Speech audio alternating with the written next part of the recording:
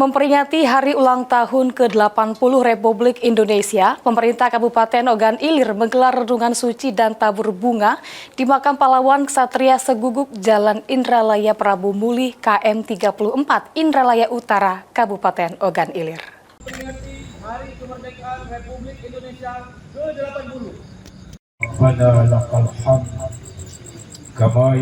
Peringatan HUT ke-80 Republik Indonesia di Kabupaten Ogan Ilir diawali dengan renungan suci di Makam Pahlawan Ksatria Seguguk pada 17 Agustus.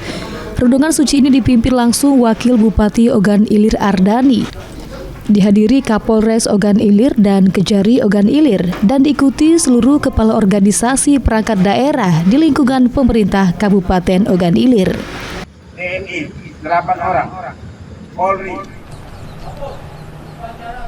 Rangkaian hari ulang tahun ke-80 Republik Indonesia kemudian dilanjutkan dengan ziarah tabur bunga di Makam Pahlawan Ksatria Seguguk pada Minggu pukul 11 waktu Indonesia Barat.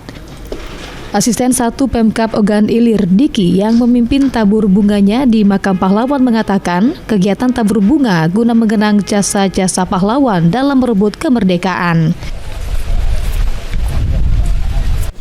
Sebagai bukti wujud kecintaan kita dan juga sebagai bukti bahwa kita sangat menghargai para pahlawan kita yang telah berjuang untuk merebut kemerdekaan.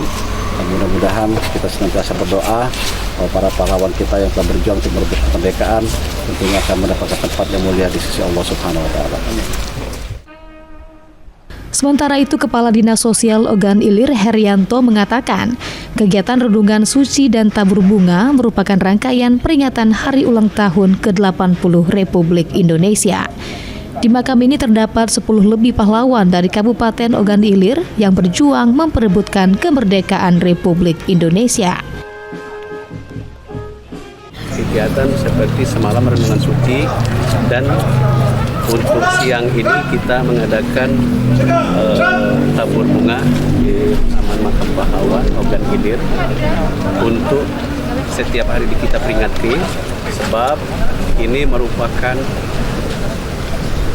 kita harus mengingat jasa-jasa para pahlawan kita dan kita harus meneruskan sebagai generasi penerus untuk meneruskan perjuangan dari pahlawan kita.